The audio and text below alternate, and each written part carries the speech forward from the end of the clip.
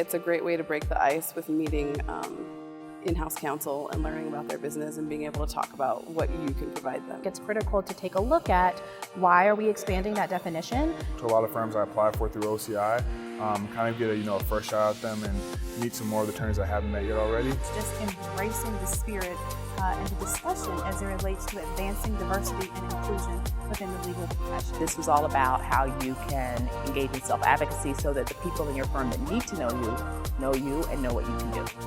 One of the great things about this summit is all of the work that we do over the course of the year comes down to one wonderful day.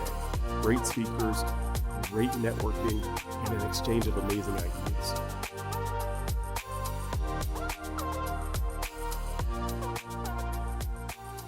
Thanks, Gail, and thanks to Karen and to Abe for inviting me to put this panel together. And hopefully you're not going to hear from me. I don't want to be the one who speaks the most.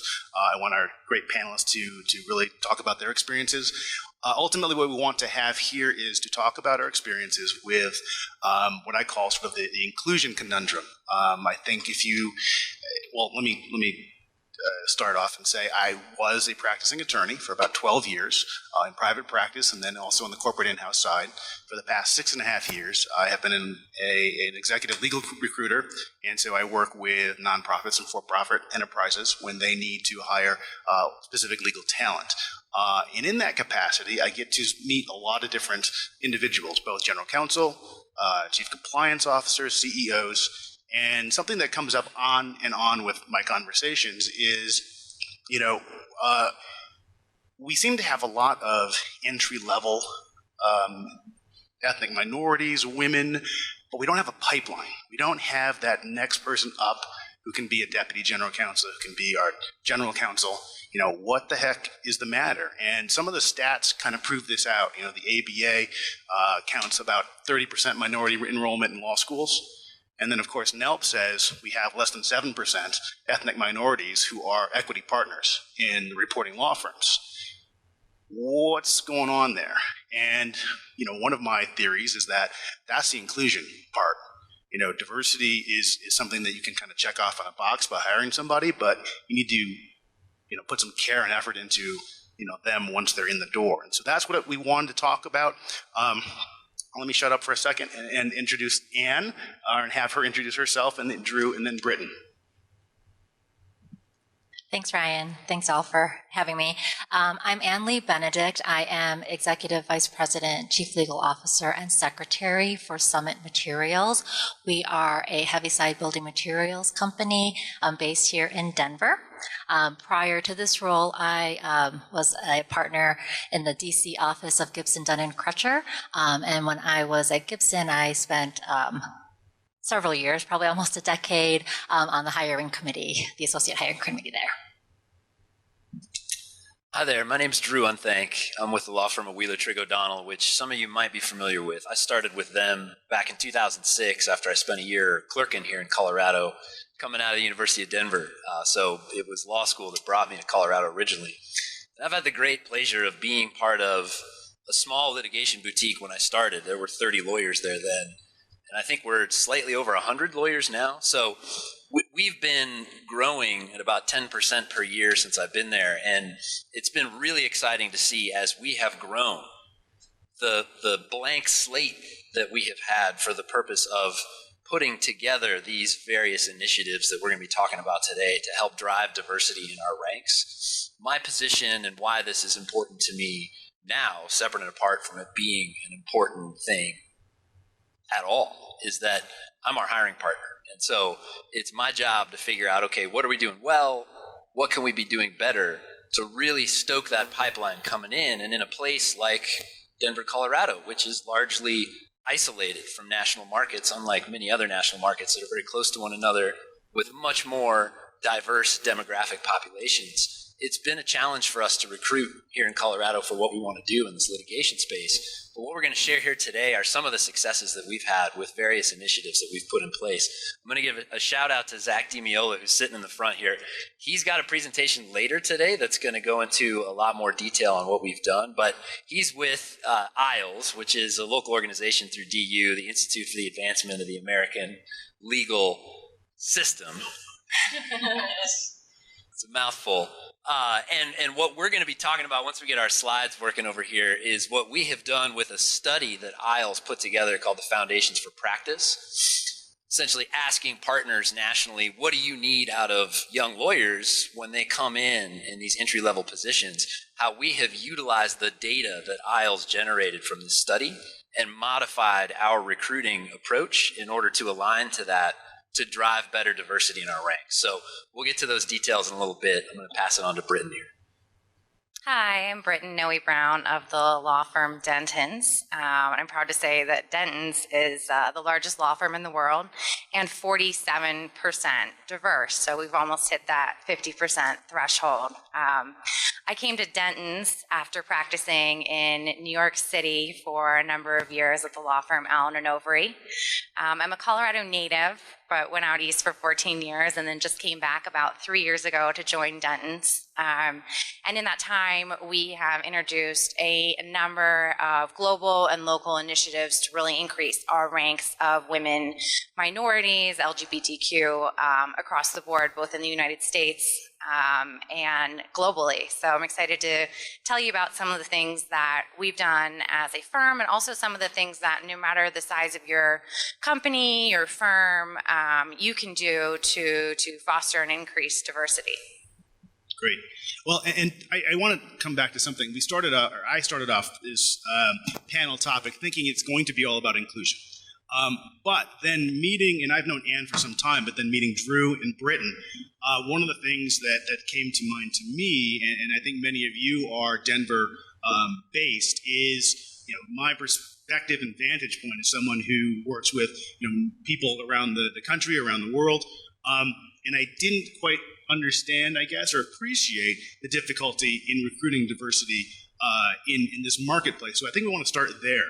And Anne, talk a little bit about maybe your perspective in coming from the East Coast, two very large marketplaces, and you've built your legal team. You're the first general counsel at Summit, right?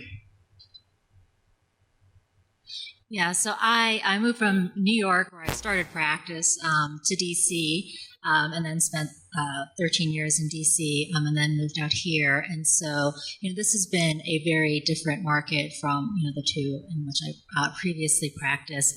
I run a lean legal team internally. As Ryan mentioned, I was the first lawyer at the company when I started. We now have 3 lawyers, so I'm on a rate of adding one every 18 months or so. But and we have I'll let you figure out the math, but we are 2/3 female and 50% diverse. So. And the folks that I have recruited, though, have been folks who are here in the Denver market, and while, some, I think, you find less diversity overall here in the Denver market, one thing about this market being smaller is that, you really do have an opportunity to meet a lot of people, and really there's maybe like 1 degree of separation in the legal community here. And so I think if you're active and, make an effort to get out there, you really can find people. It's just, it's definitely different from being back east. And Drew, you had mentioned something too that caught my attention. You have come from Nebraska and then also Arizona and had a different perspective altogether as well. Yeah, now that I know we have 2 mics up here, it's a little easier. So I grew up in Lincoln, Nebraska. It was a town of about 150,000 people when I was growing up there. And it without really thinking about it, it felt like a diverse place when I was growing up. Our schools were very rich with diversity. We had a number of different immigrant populations through some refugee programs that the city had been a participant in over the years. And when I moved to Arizona, it was also very diverse, but in a different way. There was a high degree of Native American population in the classes that I was taking, in the professions that I was in while I was down there. When I came up here for law school, in Denver in particular, it was very different. I found Denver to be the least diverse place that I had lived in my life. And I found that also to be a little bit surprising because it feels like Denver's really this sort of cosmopolitan, metropolitan place. It's been growing like crazy. Our demographics have certainly been changing. But coming here in 2002 and starting practice in sort of the early mid-2000s as well, certainly felt that way. And I've got some recruiting data to sort of show you what our pipeline looks like. We'll get to that in a little bit. But that was really what was most striking to me, was coming from a couple of places that you would ordinarily associate with being less diverse and feeling like getting to Colorado and Denver in particular, and it being actually less diverse than those other places. So we've taken that to heart and really tried to figure out how we can open up our pipeline, not just regionally, not just locally, but also nationally, for the sort of talent that we're looking for to fit our litigation needs. And Britton, is there anything that you do in particular in this marketplace to, as Ann said, reach out and connect and stay in touch with, your target, candidate pool? Yeah, we do a number of things. One of the things we're involved in is DU has a diverse hiring program where you can take on a first-year associate who's diverse. So we've participated in that and just found some incredible talent that way. We also play an active role in a number of the specialty bars, which is another way to really identify candidates. It's also a big, thoughtful and conscious part of our hiring practice. So I think in the last session, you heard some talk about the Rooney Rule, which requires interviewing a number of diverse candidates. It was one. Well, we follow the double Rooney Rule. So for any position, we hire at least we interview at least 2 diverse people, which is a big part of the way we get diverse talent in through the door. It's also something that we're conscious and aware of, that Denver, like the others have commented, is a lot less diverse than some of the other cities that we've lived in. So when we're making these decisions, it's definitely part of the criteria we're looking for. Our firm is enormously supportive of that on a national and a global level, so it's expected that we will be part of the firm's push to keep us diverse and to continue to become more and more diverse. And I think that's a good lesson too. So one of the things we wanted to elicit and then to posit out here are some practical things that you can take, whatever your organization is, be it a solo practitioner, a large firm, a corporation. And one of those things is, reaching for people where they are. One of the things that I ask my clients a lot of times when they hire me to find someone is I ask whether they have are they a snob? Do they need to have a super pedigree? Or are they going to be open-minded? Because I met plenty of really smart people at Cornell. I met plenty of really dumb people at Cornell. And there are good lawyers from all over the place. And do you want a good lawyer? Do you really want a pedigreed individual? We're all in client service. Client wants what the client wants. But I at least like to ask that question. And, on that note, what we do as a recruiting firm is we definitely try to find those individuals where they are. Are they historically black colleges and universities? Are they people who maybe have come up in a different fashion, maybe women's studies programs instead of poli-sci? There are things that you can do to find the talent that you want. Drew, do you have AV ready? You want to talk about your initiatives? All right, go ahead. And I'm going to kind of move around a little bit. I got a clicker and I got a microphone, and hopefully you guys can hear me and follow along. So to jump off from where Ryan just left there, and before I get into sort of the foundations for practice piece, I took over our recruiting operation in 2015. I was co-chair at the time with another individual who had been a co-chair with some other folks for several years.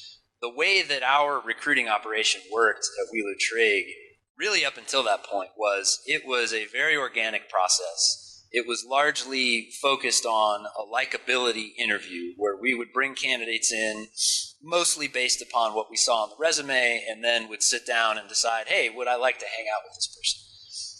Of limited use, the information that you get from an approach like that. And being in the profession that we are in, where things move very slowly in terms of hiring practices, technology implementation, all these things, right? You look at other industries and they're already decades ahead of where the legal industry is. So the good news was when we came in, it wasn't like we had to go invent some new process. All we really had to do was look at what the finance industry had been doing for 30 years, what engineering has been doing for a few years. So there was a lot of great source material out there. But even before we got to that, the first thing that we did was we said, all right, what are we recruiting out of? Where are we finding the folks who are coming across our radar who may want to interview and ultimately have a job here? And largely it was regional. It was based upon sort of local connections. We are a litigation-only firm. It's all we do is trial work. It's unarmed conflict. It's super fun sometimes, and other times it's really not so fun. But we all like riding that roller coaster. And so oftentimes we are focused on judicial clerks as our main source of hiring, because these are folks who typically went through law school, very interested in moot court, mock trial, also very interested in law review. They understand the research and writing aspects that drive our practice. And going off and having a clerkship, particularly with a district court judge, where you are getting to see the trials happening weekly, monthly, however often it may be, and really gaining an understanding for those skills. That's why we focused on that pool, but it was very regional. So the first thing we did is we said, okay, how can we drive more diversity in the main pipeline that we have? And the way that we accomplished that was we had put together a mailing to the regional clerks for several years. I got a letter when I was clerking out here in Colorado from the firm. It was a very short one-paragraph letter saying, hey, we like to hire clerks. Come talk to us. Okay, great. Worked for me. But as our needs grew and as our need to drive more diversity grew, we realized, well, wait a minute. Why are we only mailing to those judges that are sort of right within our neighborhood? Why aren't we mailing to these judges everywhere out there? And what we did is we expanded and we started mailing to 1,600 judges nationwide. And that drove our pipeline numbers up incredibly. It drove our diversity numbers up incredibly. It really helped us reach out and contact folks who otherwise we never would have known about because we hadn't made that effort. And for the cost of a little bit extra in postage and printing and some dry tongues trying to lick all these envelopes, we've had a pretty successful endeavor and Drew, expanding that recruiting nationally. Let me say, from a recruiting point of view, you are in a marketplace that is highly desirable. People want to be here. That part that should be an easy story to tell. So, it is. Yeah. When you can say we're the number one place to live, it's hard for people to argue. There's a reason we're number one. So jumping off from there, what we did next is we said, okay, we've expanded the pipeline, but what are we doing about selling ourselves to this larger pipeline? And what are we doing about identifying within that pipeline the folks who we think are really going to fit with our practice? And that was really the next step we took. So in 2016, we sort of worked through some analysis based upon, let's see here, based upon what we can do with our sales pitch. So our core sales pitch is really, we're a top trial firm with national recognition. Our partners and associates are trying cases all around the country every week. I mean, we're constantly on the road working these things up. So we're a national firm based in Denver. We pride ourselves on giving our young associates immediate stand-up opportunities because we know that that's the way we all developed and grew and became the lawyers who we are now. You don't do it sitting behind in the gallery, right? You don't learn to ride a bike when you're 40 and go do the Tour de France. You got to have those reps. We've got an award-winning culture. We've regularly sort of been recognized for best places to work, things of that nature. And continuous improvement. And this is really the focus of this presentation we're talking about here. But we've got this blank slate. We've got a firm that's grown organically, that's become much larger. And there's no sort of culture or structure that's stuck with that. It's basically we get the opportunity to make it up as we go along. So that's been a big selling point for us, particularly with younger associates and recruits, because they want a place where they feel like they're going to have a say in what the direction is. And that's that continuous improvement piece. I mentioned opportunity. These numbers speak for themselves. These are the opportunities that our associates get. And it's opportunity that it's the backbone of developing a diverse culture. And these are opportunities everybody in our firm is getting the advantage of. it's our main selling point for our associates coming in. But the big thing we did is we did this IELTS survey.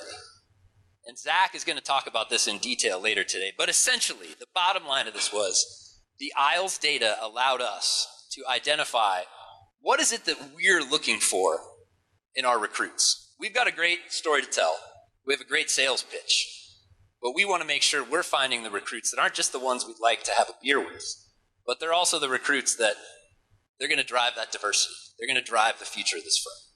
So what IELTS did is it set out to figure out the characteristics qualities of entry-level lawyers, and we targeted that to our firm. So our firm responded, our partners said, hey, here's what we think is really important to us. And that allowed us to say, we've gone through the data, and this is how we stack up amongst the competition nationally. Strong moral compass, very important for us. Teamwork, very important for us. Commitment to excellence. You can see the numbers. And you can see the disparity on what we value versus what national firms value on average. I can't get through any presentation without a Nebraska joke. So this is the current Nebraska Tourism Office pitch. Honestly, it's not for everyone, right? And that's our firm. I mean, it's litigation. It's not for everyone. It's unarmed conflict. Who wants to do this? Who signs up for this? But that's how our data shakes out. So how do we find these folks? So we target our interviewing. We have these data-backed characteristics of success now that we can organize an interview to target. So the big ones for us are character, intellect, initiative, and dedication.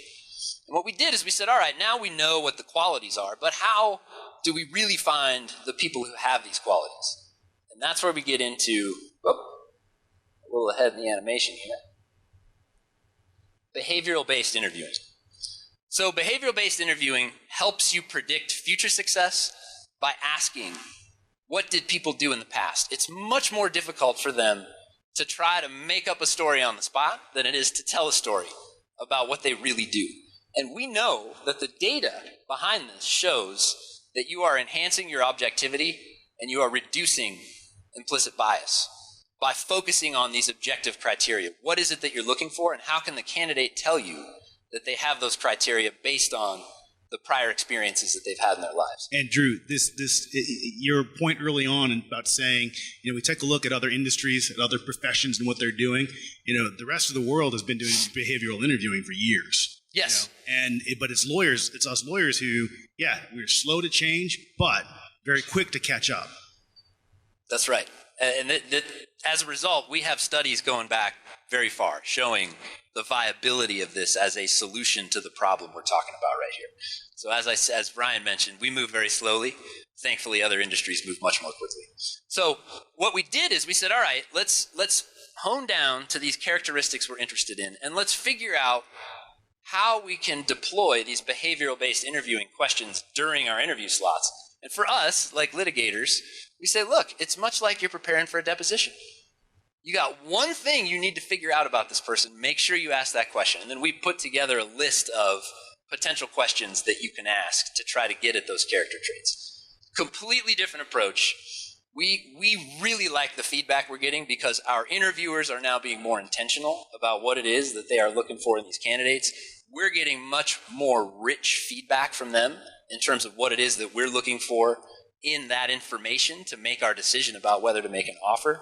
And the candidates really like it because they get to talk about themselves in a way that is objective, that is focused on what we're interested in, and that allows them to sell themselves if they have something to sell us. So it works out wonderfully on both sides of it. And can I also interject here too? I have a couple of clients on the corporate side who they are more science, technology, engineering based, and they regularly have their non-legal personnel go through hypotheticals or problem-solving exercises. And the legal departments have now integrated that as part of their criteria and have someone, they come up with at one point I had to talk a client down because they wanted candidates to give them basically advice on something that was coming up. And I said, well, I don't think you want to establish privilege, my friend. But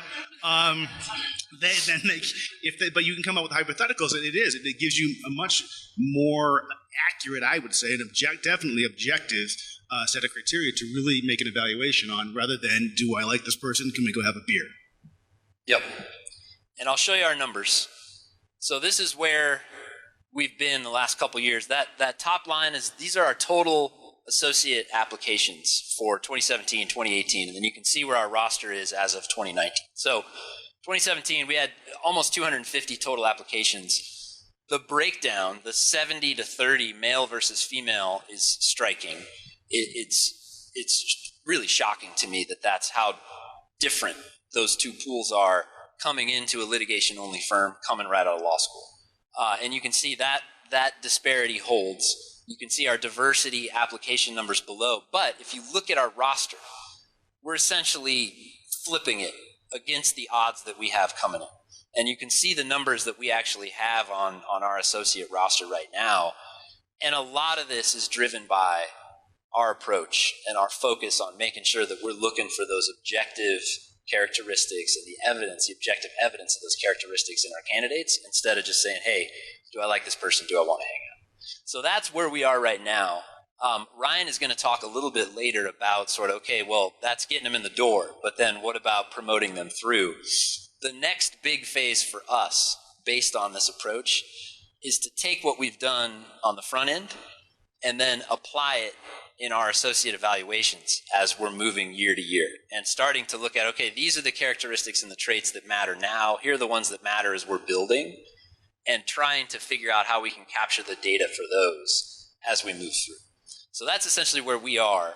I know I've taken a tremendous amount of time from this panel, but we wanted to sort of use this as the kicking off point, and I'll turn it over to Ryan now to steer us in the next direction. But it's great because it's not just anecdotal. This is real life stuff, and you've implemented things. And so part of what we want to talk through is sort of in two phases. One, organizational and structural type solutions and tactics that you can undertake to really address the issue, and then personal actions, agency related actions that you can take. Britton has some really good stuff on that point, but I think maybe to underline some of what Drew has said, a lot of the more progressive clients that I have who are at the forefront of this topic and initiative do many of the things that Drew's firm is now undertaking. I have an example of a client in St. Louis, which again isn't the most diverse talent base, and it's a company, it's a Fortune 500 company who takes it very, very seriously from the CEO on down. They are quite open in their website, so all of their marketing material, they sort of put their money where their mouth is. They don't have the pipeline problem because they identify people and they hire them. And they hire them on the premise that, X person, Y person, you're coming in here not for just this job, but we have several jobs waiting for you as you develop. So they strategically build their pipeline. Another thing that they do that I found very interesting, we talk a lot about implicit bias and bringing some of these more objective criteria out, or these tests, to at least address that, if not eliminate it. They have a curious point on that, wherein they stock their recruiting arm, both internal and then also when they have hired us, intentionally with diverse recruiters, on the notion that if you're African American, you're going to know African American candidates. If you're Asian, you're going to know Asian candidates.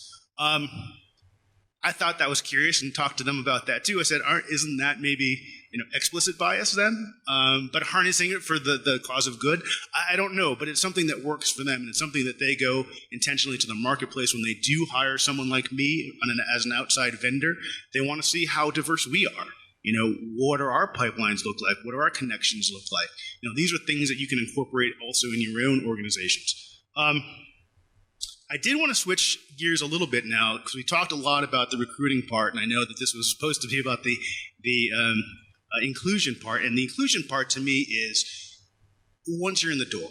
You can hire at the entry level and make your numbers up, but if you're not keeping people, if you're not promoting them, That's a bigger issue to me. I look at the Fortune 500, the NAPABA, which is the National Asian Pacific American Bar Association that Ann and I are quite heavily involved in. A number of years ago, they looked at the number of Fortune 500 general counsels who were of Asian descent, and it was pretty tiny.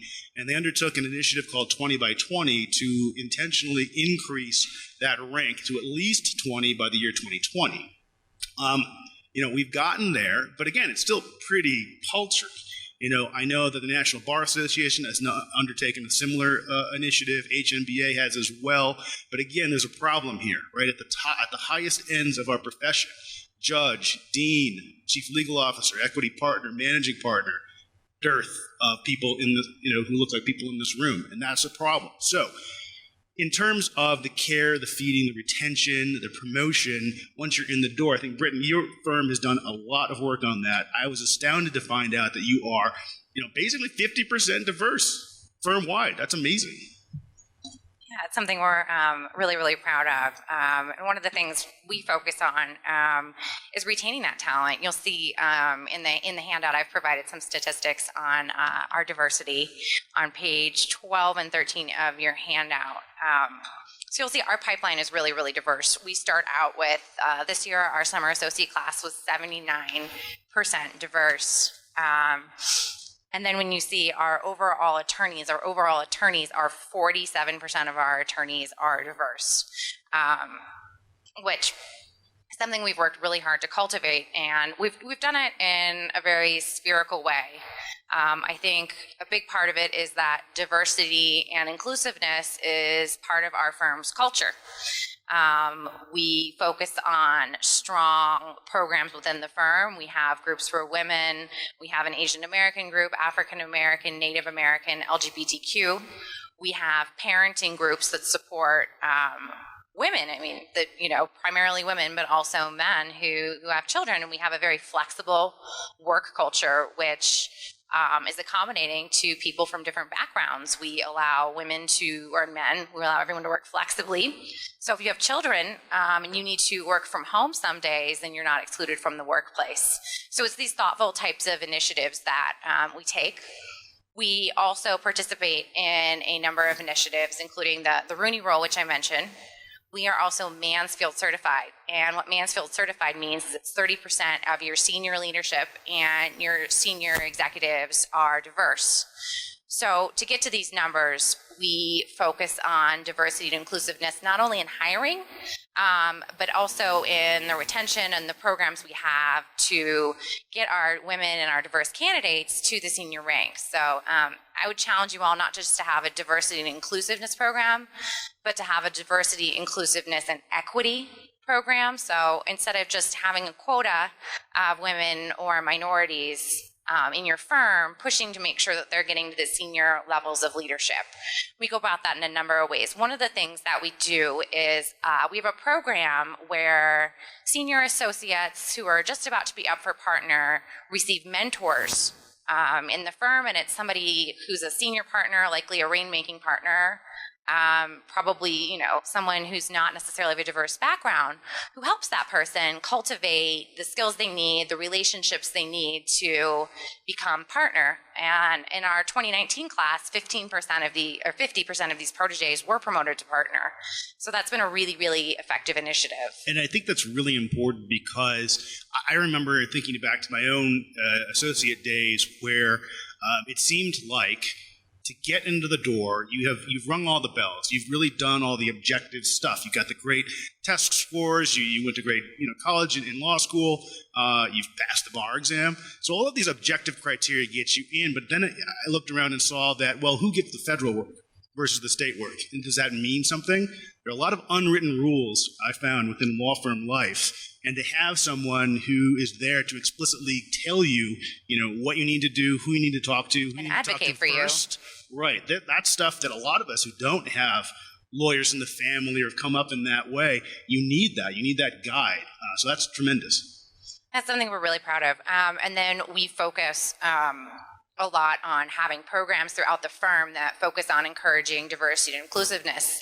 This year, for instance, we're really excited. We're doing what we're calling the Big Inclusion Project, and that is taking attorneys from our 78 country offices and putting us on teams together of about 10 people. So I'm on a team with attorneys from Canada, South America, Europe, and it's not just attorneys, it's members of our staff too, to encourage that type of inclusion. And we're all tasked with coming up with a diversity and inclusion initiative, creating a video and then presenting it to the firm leadership and all the attorneys, employees of the firm in general, at which point our initiatives will be voted on, and the one that's chosen by leadership and in popular vote will be implemented immediately. So it's kind of a Shark Tank approach, if you will. But it's those types of things that get everybody involved and really just go to the culture that I think has gotten us where we are. And something else that I actually had a conversation with a young attorney the other day, and she said something very striking to me, and I told her I was going to use it in this summit. And she said, and she is at a quite a non-diverse firm. She herself is African American, and she said there's three of us, and we really band together, and we are sort of this band of brothers and sisters.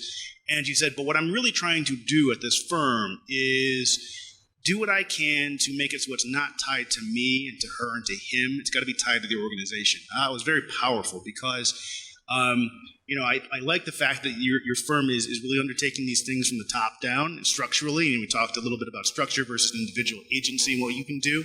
And I think that really is something all of our organizations, large and small, need to really think through and think about because frankly, I stopped volunteering and stopped taking on these initiatives at all the different organizations I was on because it seemed to be all the same brown people in the room looking at each other. And that's great if you have an employee, resource group like that because you can sit there and talk to one another, but no change was ever going to happen until one of the white men came in and actually decided to be part of that. So I love the fact that you seem to have this, again, from the top down. I think that's tremendous. And, any thoughts here from your vantage point, both as a former law firm partner and then now as the client who's hiring these folks and evaluating them? Yeah, thank you. I think a lot of times you go, you talk to folks and, like, for example, like a consumer products, company will say, well, we need to be diverse because our customers are diverse. And that is absolutely the case. What I would say from the in-house perspective is, we're the client and many of us, who are running legal departments, are very dedicated to diversity within the profession. And you see diversity, in legal departments, and the same thing, this is what the client is looking for. This is something that is, hugely important to me. There are a few things that I do, and that I'm involved in, particularly here in Denver. We have this, wonderful initiative that was really spearheaded by Rich Bear, who is the general counsel at Liberty Media. And what we have is a group of general counsel who participate in this program with senior associates and junior partners, basically from the firms in town. And this is really an access type of program. And, we have many of the area general counsel. We get together with this group, and there's a sort of a nomination process through the firms. And, both of the firms represented here participate as well. This has been going on for about 4 or 5 years now. But basically, this is an opportunity to provide access to general counsel. I mean, some of it's programming, there are tips on, how to do X and Y, but a lot of it is really, kind of accelerating access to the decision makers, internally, right, for the folks, who are participating in this program, and maybe, wouldn't be in a position to have, direct contact with these, CLOs until maybe later in their careers, but we're kind of accelerating that. And the idea is to really be able to put them in a position where, they can be bringing in business. For me personally, I don't necessarily say, you must have, X, Y, or Z percentage of, diverse, folks on my teams, necessarily, but I am very mindful, and my relationship partners are very aware of that fact. So there are a few things. I mean, another thing too that I do is my job is part of my job is to bring in appropriate legal services for my organization. That is something that we are very, very active in. I am out and about, constantly looking for folks who have the right skills, who bring, the perspective that we're looking for, who will be able to serve, my internal clients, as an extension of my legal team. As I mentioned, I have a very lean internal team, and we really rely on our outside counsel as an extension of this team. I view my outside counsel as representing my department with my clients, and it's incredibly important to me that we, bring those services. But I am out there, and I am looking, to make sure that I am meeting people, or I am making connections with folks who bring that diversity of talent, so that I can best serve my company. And that is something that we're looking for kind of top down within, the law firms we work with. And that's a very powerful. You have in your position a lot of agency, right? You have a pocketbook and a pulpit for you to really work your diversity initiative. Frankly, something that you can do personally by virtue of your position. Britton, I wanted to come back to you too. We had in preparation for this talked a lot about what can you do if you don't have decision-making authority, if you're not the managing partner or the president or whatever. What can just any person do on their own? Sure. So there's a number of things you can do of an organization of any size or just as a person. A lot of it has to go to making people feel comfortable and creating an inclusive culture. So things like making sure that when a diverse person is telling their story, that you don't quiet them down or stop them from speaking, that you encourage them. When there are diverse people in a conference call or in a meeting, that if they get cut off, that they're allowed to finish their thoughts. So there's a lot of things basically you can do to be an ally and to be a promoter. And I talk about two things, sponsorship and mentorship, and both are really important. Mentor is somebody you can really let your guard down with and be close to and share kind of your heartfelt concerns. And then there's sponsorship, and a sponsor is somebody who can help you get to a position of leadership. And both are really important. So if you're in a position where you can sponsor someone, be thoughtful about who you sponsor. Give diverse attorneys the chance to be part of a big pitch. Take them to your client meeting.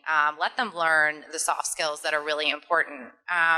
Likewise, if you're in a position to be a mentor, somebody that someone can bounce ideas off of, open your door to that.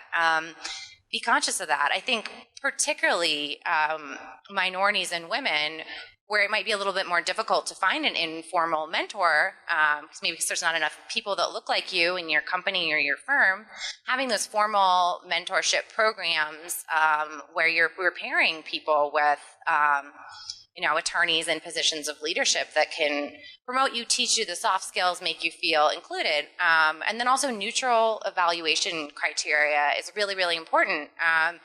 In addition to the implicit bias that Drew talked about in the hiring process, it's also an issue in evaluation. So as a company, think about your criteria. Are they neutral? Are you promoting somebody because you like their company or because they possess the skills you'd really like to see? If there's one thing that I could add, just as far as the mentoring and I guess connection developing, one thing that I think is important to do is to really be open when, and this is both for more senior people when you're kind of serving, the younger group of folks coming in, and for the younger folks, when you kind of look and say, okay, well, there really aren't a lot of folks around here who look like me. Just because someone doesn't look like you doesn't mean you don't have something in common. It doesn't mean that you don't have, an avenue for a connection. I often joke, honestly, but for white men, I wouldn't be where I am today, right? And so, there's so many different ways that people can form a connection. Sometimes you just have to be a little bit more flexible in how you think about it. I mentor folks gender, color, really for me, it's, who do you connect with, and the other way around as well. And so sometimes that takes a little bit more, again, to sort of, being a little bit more conscious and deliberate about it. But I think, folks tend to find, we really have a richer experience, really being open and receptive. Sorry, Brett, go ahead. Before we go on from that, I just wanted to note in your handout, I included a number of articles and listicles from a friend of mine, Natalie Runyon at Thomson Reuters. So there's several listicles of tips that you can do to be a better ally and to help, women and people of color succeed. Great. And Drew, I wanted to come back to you too, because we had spoken about, your success and ongoing development of your intake, right? Your recruiting efforts. But then the second phase of that, once again, these people, once they're in the door, what are you doing? What are your thoughts around how we evolve to make that inclusive, to promote those folks once they're there? So, the number one thing I want to go back to, and it was a slide we had up there, but it relates to the wealth of opportunities that our firm presents to our young associates in a wide range of industry practice areas, but it's all litigation, right? And so we're very fortunate. We're blessed with more work than we know what to do with, and so we've got opportunity in spades for everybody. So that's a big thing for us, just to make sure that our associates are getting in there and doing it. Our partners aren't capitalizing these. So that's number one, is just ensuring that those opportunities exist and continue, because we think that's the biggest leg up that we have in this regard. And let me ask a question. Do you, because this is now personal to me, and again, going back to when I was a law firm associate and never understanding really, like, what, beyond do you like me, why I got a certain assignments and versus other people. Are you putting an objective criteria in the assignment? Is there a wheel, or what sort of thing there? Yeah, no, it's really sort of whenever you start as a new associate, there are needs that have to be met. And so every new associate comes in and they sort of are on a ship that they didn't really have a decision that they wanted to board, but they're getting on. And once they're on, we have a very organic process internally. If you're enjoying what you're doing, that's great. Do more of it. If you'd like to check out some other areas, that's great too. Have at it. We don't have a structured sort of work coordination workflow. It's really flows to the needs of the cases that are hottest at the moment. But in terms of Ryan's point of what else can we do internally to make sure that we're marrying all this great work we've done on the front end with the promotional piece on the back end. And that's really, I'll get back to this notion of utilizing these behavioral-based analyses to say, for any particular person, objectively, how did that person respond and react in this particular scenario? How did they perform? What were the things that set them above and beyond their peers in similar scenarios? And taking that objective focus, not just to, are they the right fit? Is it the right candidate for what we need to come in the door? But also, is this a person who's progressing along those lines? And identifying those qualities that aren't just what you need right away, but what are the qualities that we also see in our future partners and our current partners that give us the comfort level that, yeah, they've met what they need to do, they've exceeded those things, and absolutely, I'd be proud to call this person my partner. That's really the promotional piece, and that's the next phase that we're moving into now. And it's just, I feel so fortunate to be at a firm that's allowing us this sort of latitude to figure it out and do what we think is the right thing in that regard, as opposed to having, a structure that's just been in place for a long time. And like so many things in the law, some bad precedent out there, it's hard to change. It takes a while. Well, I think from my point of view, it's going to be getting that buy-in from the top, right? I don't know how your firm is structured, whether it is a committee-based or is it however, but getting someone with some decision-making authority on there, starting that way. Because otherwise, and again, this is just my experience, it was just us. And we're hanging out, and we kind of looked at one another and said, our issue here isn't our issue. So to me, that's where you got to start. You got to start and start local, right? Do you have mentors? Have you found other people within the firm who do have a decision-making authority or ability to influence? Be a lawyer, and influence those you can. Build coalitions and try to get as much support as you can, because otherwise it's just going to be you three, sitting around the room. I agree with Ryan on that. I included in here an article from Forbes about how diversity improves the bottom line. So in terms of recruiting people to be involved who may not just out of the good of their heart and for the good of the company want diversity, they can see that from a business perspective that this is honestly the best thing they can do to improve their firm.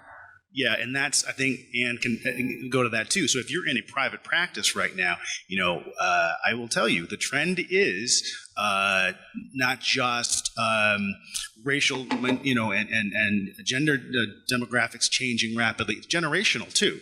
So more and more of your decision makers at the corporate side, your CEOs, your general counsels, they're now Gen X. They're millennials. I have a general counsel client who's 30 years old. He blows bubbles in our meetings. It's hilarious until it's not. And but if you are, and he had inherited a couple of relationships with some very older people who couldn't relate, and they lost that. Those firms lost that business. So I think part of that then too is, as Britton said, it's making that, again, be a lawyer, make your case, and what are they really going to respond to? Dollars and cents in business, and Anne can really talk to that too. Yeah, of course, there is a client aspect. I was actually going to note a couple of things from Drew's presentation.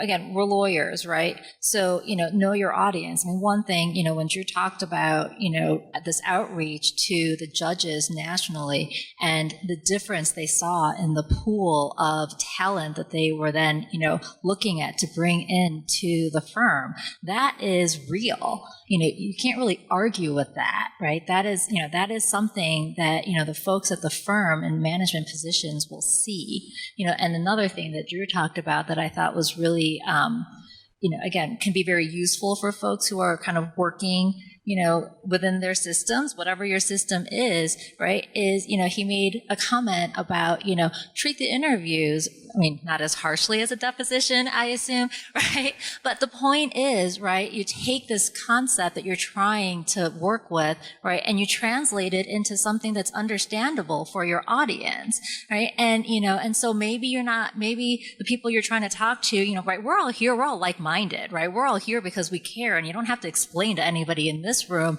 why it's important. But sometimes you do have to explain to people why it's important, and we talk about this a lot, right? How do you do that? How do you make yourself heard, right? And to do that is taking a step back and trying to figure out how are you going to package this in a way where people, will be receptive and will hear it. And that's why, I think that, the anecdotes were really helpful. And of course, your clients care. Something in your material too, Britton, the Dentons is doing, I don't know if you addressed it directly, but I thought was really interesting. You're also pairing younger lawyers with older lawyers, right? More senior lawyers, more experienced lawyers, which can be key. There's another panel today. I know that the summit talked about this last year, where the theme was generational diversity. That is not insignificant. It's a big deal, and with the constant changes in ways and means of communication as well, there's a lot that gets lost in translation. And as a more junior lawyer, there are ways that you can show value to the more senior lawyers that not necessarily have to do with legal acumen or experience. Right. So there's a couple ways we're doing that. Like Leah said, who's actually our head of U.S. diversity, who flew in from D.C. for this. We have a program where senior associates are getting paired with rainmaking partners and are getting advice from them and sponsorship from them on how to make partner. These are the people who are introducing them to the other senior folks around the firm, telling them what types of assignments they need to take, teaching them how to build clients. We also have another program for women called Preparing for Rain, and it's for our senior associates and junior partners focused on business development. And then, like Leah said, on our committees, we have a number of phenomenal committees for women and diverse attorneys. And we are getting our senior leadership involved in these. And at the same token, we are adding associates to these committees as well. So there's a chance for diverse associates on these committees to really interact with firm leadership. And I will say again, from the client perspective, when I hear about the kinds of things that firms like Dentons and Wheeler Trigg are doing, not only is it, increasing diversity and but it tells you a lot about the firm, right? And so when you hear about these initiatives where folks are being innovative and thinking forward, right? When, you have organizations that are saying, you know what, we're going to find ways to bring people together, right? And, within our organization, right? And so, we're working together, we have people from different practices, we have people in different generations, all these kinds of things so that we can work together to make our firm better, right? What I hear is that this is an organization, right, that is looking to be the best, right? From my perspective, right, I'm looking for the best legal services that I can, obtain for my company, for my client. And frankly, if I don't see diversity, I have a hard time believing I'm getting the best, right? This is an integral part of having these perspectives so that you can service your client, right? And that's what I'm looking for. And that's what I'm, hopeful that, we're all working together to achieve. Sometimes you need the guy who's argued 10 cases before the Supreme Court, and that guy is probably not 29, right? So, that's just a reality. And again, I look at it on a more holistic basis, right? And so, and sometimes it depends on the matter, right? Sometimes your board, right, is looking for somebody who has that level of experience. That's different as well. I look at the entire team that's staffed on my matters, and it's interesting too. And again, it depends on the matter, and people have different perspectives, but sometimes you get in a room and you have these clients, telling associates, you need to push to be the billing person, you need to push to be X, you need to push to Y, and that works in some circumstances. It might not, in others. And I think it's very case dependent. But for me, I like to see diversity across the team, right? And so it doesn't necessarily have to be the senior associate. I might need that experience as well, right? But what I'd like to see is that you're cultivating folks, through the ranks, right? So that eventually, this isn't an overnight process, but eventually, what you have is the ability to be, putting forth folks who are more diverse on, in the group. And as far as clients, and again, some clients really care, other clients are focused on other things, so it depends on your client. I was recently at an event where Craig Silliman, who's the general counsel of Verizon, spoke. He is a huge advocate for diversity in the profession. So I think it just, kind of depends on your client, but there are a lot out there. Yeah, I would add on the private practice side, every major RFP we've responded to in the last 5 years at least has had a fairly significant diversity component that we need to speak to. What are we doing? What do we actually look like? Where are we going from here? And a lot of, it's not just in the RFP, again, it's not just a numbers thing, right?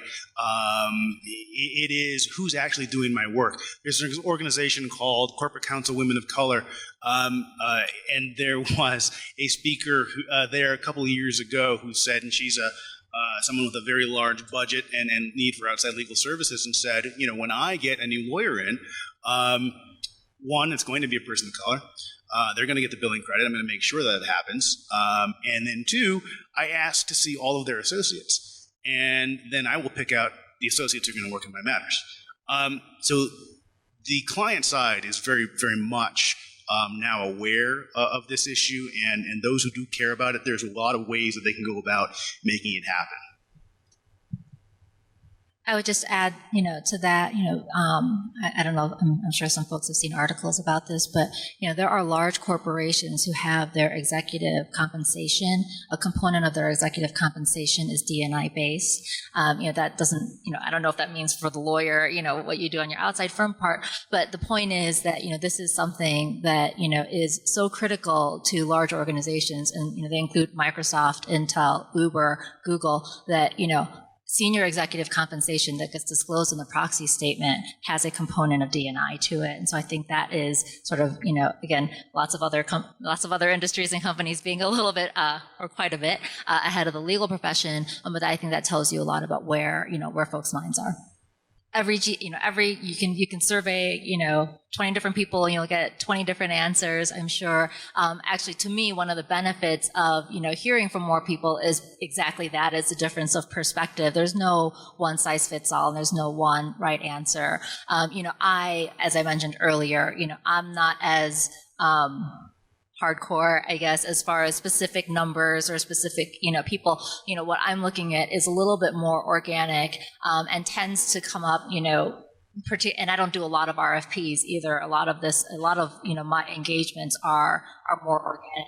But, I'm very cognizant of the folks who are working on my teams. If I don't see diversity on my teams, I start asking about it. If I'm going to retain a law firm, it is usually through, somebody that I know, and it's often, a person who, has a diversity factor. Not always, but it's also the people that I'm working with, Again, allies are important, and you can't have diversity if you cut out an entire population of people either, right? And so that is not what I'm talking about. That's not the method that I tend to employ. What I'm looking for is folks who are cognizant and thoughtful about having diversity across their ranks. And so if there's a junior associate who's working on a matter, right? I didn't ask for that junior associate necessarily, but if there's somebody who stands out, particularly if it's someone of a diverse background, I provide a lot of feedback. I will ask, what are you doing with this person, right? What are you doing to support this person? I would love to see this person advance. I will keep an eye on this person, right? And so these are things that kind of take some time, right? They're not going to happen overnight, but it's something that I am watching with my firms. I don't expect day one necessarily, but you have I also have conversations with my firms, and I can tell who cares and who doesn't, right? And so that's another piece as well. Just a couple more minutes left. So any other thoughts or questions? Any from my panelists? Yes, I'd just share if we can on a bit of good news on the global level in terms of clients and caring. So I participate in a number of #MeToo roundtables around the country, and participated in one of them in Colorado. And they bring together senior leaders from big companies all around the country, all around the world. And at these, we talk about, the Me Too movement and what we can do to stop these issues, how we can prevent them. And the big theme I hear from companies, big companies that attend these, Uber, Airbnb, 3M, Microsoft, that they want to see diversity, and they think that the key to eliminating a lot of these issues is through pushing firms to be more diverse. So I think we'll see more and more of that. I mean, at our firm, it's certainly something we're very, very conscious of. But I think on a good news note, there's hopefully a lot more of this to come. Yeah, I need to ask Abe. They were going to be distributed, and I just need to double check and see what's going on there. If not, we'll make sure that we blast them out somehow. Well, thank you all for coming. I'm glad we had a almost full house, and I hope we didn't bore you.